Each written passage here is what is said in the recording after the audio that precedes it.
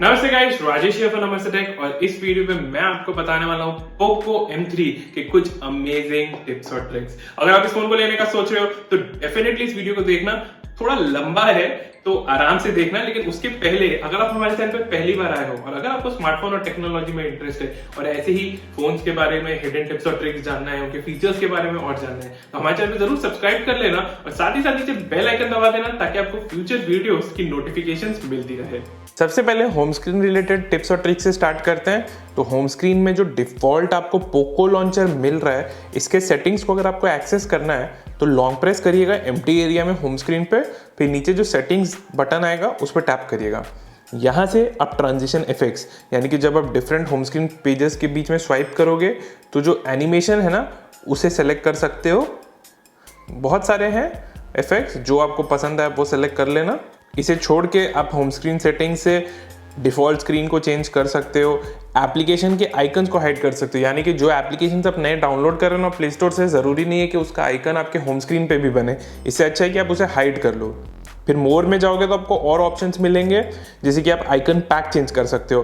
Poco launcher third party icon pack support करता है, तो आप प्ले स्टोर से जाके जो भी अपना पसंदीदा आइकन पैक है उसे डाउनलोड करके अप्लाई कर सकते हो। इसे छोड़ के आप ग्रिड की जो लेआउट है उसे कस्टमाइज कर सकते हो। यहाँ पे थोड़ा सा वियर्ड ये है कि आप आइकन के साइज को इंक्रीज डिक्रीज कर सकते हो और मैक्सिमम आप 5 रो ऑफ आइकन्स और कॉलम्स रख सकते हो। इसे आप इंक्रीज नहीं कर सकते हो ज़्यादा। फिर बैकग्राउंड जो है, यानी कि जो पोको लॉन्चर का बैकग्राउंड है, आप उसे चेंज कर सकते हो।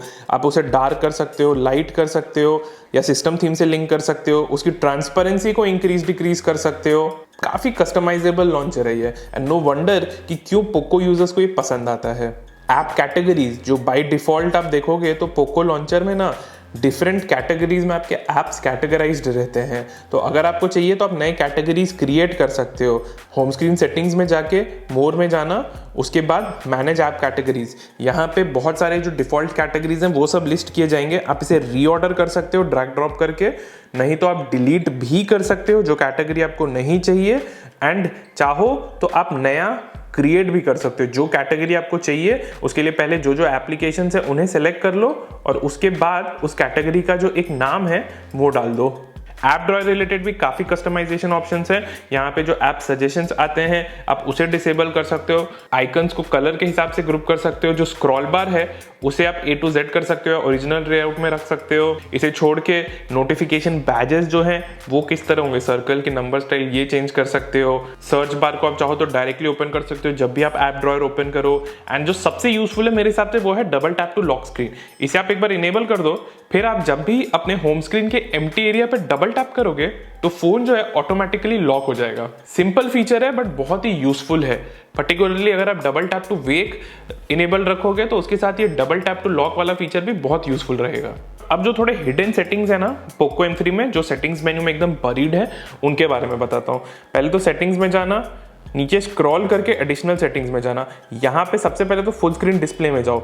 यहाँ से आप फुल स्क्रीन जेस्चर्स जो है, नेविगेशन जेस्चर्स, उसे इनेबल कर सकते हो। ये क्या करेगा कि जो नीचे का नेविगेशन बार है ना इसे रिप्लेस कर देगा एंड इसकी जगह आपका आ जाएगा नेविगेशन जेस्चर्स। ये आईफोन जैसे जेस्चर्स की तरह ही है, बहुत सिमिलर है। डिस्प्ले के बॉटम से आप ऊपर स्वाइप करोगे तो आप होम स्क्रीन पे चले जाओगे। ठीक इसी तरह अगर आप डिस्प्ले के बॉटम से ऐसे स्वाइप करके 1 सेकंड के लिए अपना हाथ रखोगे डिस्प्ले पे तो रिसेंट ऐप व्यू आएगा। बैक जाने के लिए आप डिस्प्ले के लेफ्ट एज या फिर राइट एज से स्वाइप कर सकते हो अंदर। यूजफुल जेस्चर्स हैं एंड मेरे हिसाब से तो ये एक्चुअली वन हैंडेड यूज को काफी और इंप्रूव करते हैं, यूजेबिलिटी एक्सपीरियंस उसका। यहाँ पे एक और यूजफुल ऑप्शन है जेस्चर्स को लेके, वो है go back to previous app का। ये आपको तभी मिलेगा जब आप फुल स्क्रीन जेस्चर्स को इनेबल रखोगे। इसे आप एक बार इनेबल कर दो, फिर आप जब डिस्प्ले के क्रॉस स्वाइप करोगे ना तो ऑटोमेटिकली जो भी लास्ट ओपन ऐप है आप उस पर चले जाओगे। यहाँ पे अब जैसे ही मैंने स्वाइप किया, देखो play store last open app था तो मैं उस पर चला गया। ठीक इसी तरह अगर मैं वापस स्वाइप करूं तो मैं वापस फुल स्क्रीन डिस्प्ले सेटिंग्स पे आ जाता हूं। जेस्चर्स के बाद आपको एडिशनल सेटिंग्स में मिलेगा बटन शॉर्टकट्स का ऑप्शन। यहाँ पे जो डिफरेंट फिजिकल कीज है ना पोको M3 में, आप उसमें अलग अलग शॉर्टकट्स असाइन कर सकते हो। जैसे कैमरा अगर आपको जल्दी ओपन करना है ना तो लॉन्च कैमरा में आप double press the power button का शॉर्टकट असाइन कर देना। तो तब आप जब भी पावर बटन को 2 बार प्रेस करोगे तो ऑटोमेटिकली कैमरा ऐप ओपन होगा। एंड अच्छी बात यह है कि ये जब फोन की डिस्प्ले ऑफ है तब भी काम करेगा।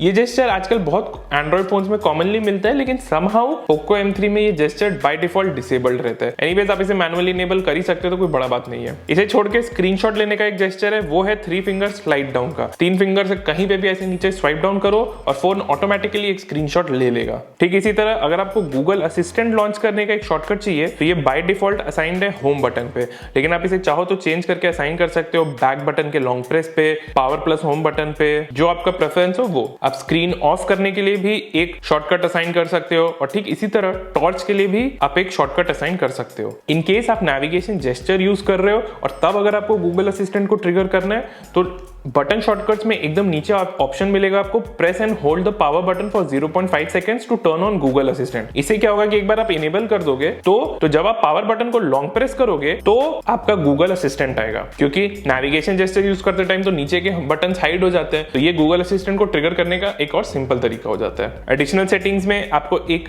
वन हैंडेड मोड भी मिल रहा है, जिससे कि आप एक वन हैंडेड मोड एक्टिवेट कर सकते हो। एडिशनल सेटिंग्स के अंदर आपको एक वन हैंडेड मोड का भी फीचर दिखेगा। इसे आप इनेबल कर दोगे तो आप वन हैंडेड यूज के लिए एक स्पेशल मोड आता है MIUI में, उसे इनेबल कर सकते हो। इसे इनेबल करने का सबसे सिंपल तरीका है कि जो होम बटन है उससे लेफ्ट या राइट की ओर आप स्वाइप करो। जिस डायरेक्शन में भी आप स्वाइप करोगे उस डायरेक्शन में जो डिस्प्ले है ना वो श्रिंक हो जाएगा, जैसे आप यहाँ पे देख सकते हो। एंड ये जो वन हैंडेड मोड की साइज है ये बाय डिफॉल्ट 4 इंचेस है, बट आप इसे चाहो तो 4.5 इंचेस कर सकते हो, ताकि थोड़े और UI एलिमेंट्स बड़े हो जाएं, इजीली फिर आप टैप कर पाओगे। सेटिंग्स में आप अगर लॉक स्क्रीन में जाओगे तो यहाँ पे भी आपको एक दो यूजफुल ऑप्शंस मिलेंगे। सबसे पहले है जो डिस्प्ले की टाइम आउट है ना, आप उसे चेंज कर पाओगे। ये बाय डिफॉल्ट 1 मिनट है, जो मुझे थोड़ा ज्यादा लगता है। अब इसे 30 सेकंड्स कर देना, बैटरी लाइफ के लिए भी ये ठीक रहेगा। इसे छोड़ के रेस टू वेक और डबल टैप टू वेक और टर्न ऑफ द स्क्रीन, ये दो जेस्चर्स बाय डिफॉल्ट डिसेबल्ड रहते हैं, इन्हें डेफिनेटली ऑन कर लीजिएगा। इससे क्या होगा कि जब भी आपका पोको M3 ऐसे टेबल पे पड़ा आप उसे उठाओगे तो ऑटोमेटिकली देखना जो डिस्प्ले है ना वो ऑन हो जाएगा। एंड ठीक इसी तरह ऑफ है अगर डिस्प्ले, आपको ऑन करना है 2 बार डबल टैप करना, डिस्प्ले ऑन हो जाएगा। जो पावर बटन को बार बार दबाने का झमेला है ना वो नहीं रहेगा। इसे छोड़ के ग्लांस फॉर मी का भी एक ऑप्शन है। इसमें बेसिकली क्या है कि जो लॉक स्क्रीन की वॉलपेपर है ना, अगर आप इसे इनेबल कर दोगे तो वो ऑटोमेटिकली बार बार चेंज होती रहेगी। मुझे ये फीचर कोई खास पसंद है नहीं। अगर आपको पसंद है तो आप इसे इनेबल रख सकते हो। बाय डिफॉल्ट अगर आप जब अपना पोको M3 को सेटअप करोगे तो 99% चांसेस है कि आप इस फीचर को इनेबल कर ही दोगे, अनटिल अनलेस आपको एक्सप्लिसिटली पता है कि ये फीचर क्या है और आप इसे डिसेबल करने का सोच रहे हो। अब देख सकते हो ग्लांस फॉर मी इनेबल्ड है, तो जब जब मैं अपना फोन अनलॉक कर रहा हूं तब एक नया लॉक स्क्रीन वॉलपेपर सेट हो रहा है। ग्लांस फॉर मी के अंदर आपके पास ऑप्शन है जो वॉलपेपर कैटेगरीज है लॉक स्क्रीन का, आप उसे असाइन कर सकते हो, से एंटरटेनमेंट, गेम्स, म्यूजिक, स्पोर्ट्स। ठीक इसी तरह आप गैलरी के फोटोज को भी as a lock screen wallpaper use कर सकते हो। सिलेक्ट कर सकते हो आपके कौन कौन सा फोटो आपको चाहिए। इसे छोड़ के आपके पास ऑप्शन है कि जो गैलरी के इमेजेस है वो कब कब यूज होंगे, every second image, every fourth image, ये आपका ऑप्शन है। और इन केस आपको ग्लांस फॉर मी पसंद नहीं है तो आप इसे यहाँ से डिसेबल कर देना, एंड फिर आपकी जो लॉक स्क्रीन वॉलपेपर है वो कंसिस्टेंट रहेगी, चेंज नहीं होगी बार बार। अब कुछ डिस्प्ले और सिस्टम फॉन्ट रिलेटेड टिप्स बताता हूँ। सेटिंग्स में जाना, डिस्प्ले में जाना, तो MIUI काफी कस्टमाइजेबल है एंड आप सिस्टम फॉन्ट भी चेंज कर सकते हो। बहुत सारे फॉन्ट्स आपको मिलेंगे मी स्टोर में, जो आपको पसंद आता है वो सेलेक्ट कर लेना। बट ये याद रखना कि फॉन्ट अप्लाई करने के लिए ना फोन को आपको एक बार रीस्टार्ट करना होगा, बिना रीस्टार्ट किए फॉन्ट अप्लाई नहीं होता। एंड अनलाइक सैमसंग की गैलेक्सी स्टोर, यहाँ पे जो most of the fonts available है ना डाउनलोड के लिए, वो सब फ्री में डाउनलोड करके आप यूज कर सकते हो, कोई पैसे नहीं देने पड़ेंगे। इसे छोड़ के जो सिस्टम की टेक्स्ट साइज है, फॉन्ट साइज है, आप उसे भी इंक्रीज या डिक्रीज कर सकते हो। इससे जो अमाउंट ऑफ कंटेंट डिस्प्ले पे दिखाया जाएगा वो कहीं से नहीं चेंज होने वाला है, वो सेम ही रहेगा। लेकिन अगर आप कंटेंट पढ़ने में प्रॉब्लम हो रहा है तो आप टेक्स्ट की साइज को बढ़ा सकते हो अपने आईज पे स्ट्रेन कम करने के लिए। नीचे यहाँ पे आपको 2 और ऑप्शंस दिखेंगे, control centre and notification set के अंदर।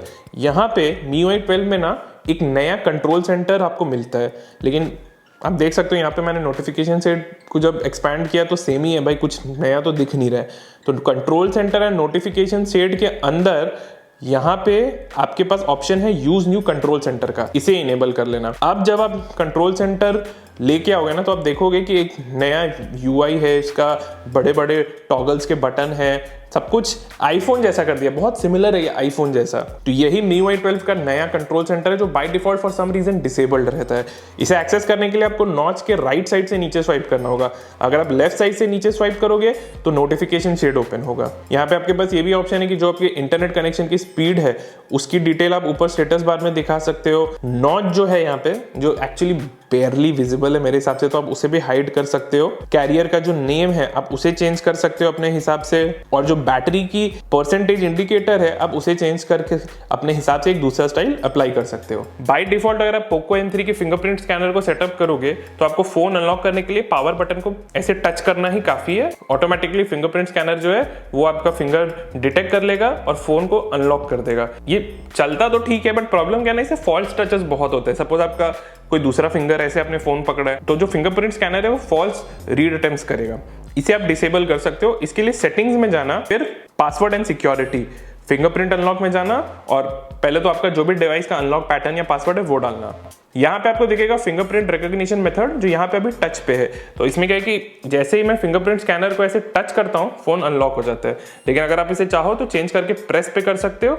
इसमें क्या है कि आपको फिंगरप्रिंट स्कैनर पे ऐसे प्रेस करना होगा तभी जाके फोन अनलॉक होगा, सिर्फ ऐसे टच करने से फोन अनलॉक नहीं होगा। इसे छोड़ के यहाँ पे आपको ये भी ऑप्शन मिल रहा है कि आप फिंगरप्रिंट स्कैनर को यूज कर सको वेरिफिकेशन पर्पसेस के लिए प्राइवेसी पासवर्ड में, यानी कि जब आप प्राइवेसी पासवर्ड में ऐप लॉक में, इसे छोड़ के आपको यहाँ पे ये भी ऑप्शन मिलेगा कि आप फिंगरप्रिंट स्कैनर को एज अ वेरिफिकेशन पर्पस के लिए यूज कर सको प्राइवेसी पासवर्ड और ऐप लॉक में। लास्ट 2-3 आप छोटे मोटे टिप, पोको M3 में जो सेटिंग्स एप्लीकेशन है उसमें जाना। यहाँ पे आपको 2-3 बहुत अच्छे फीचर्स मिलेंगे।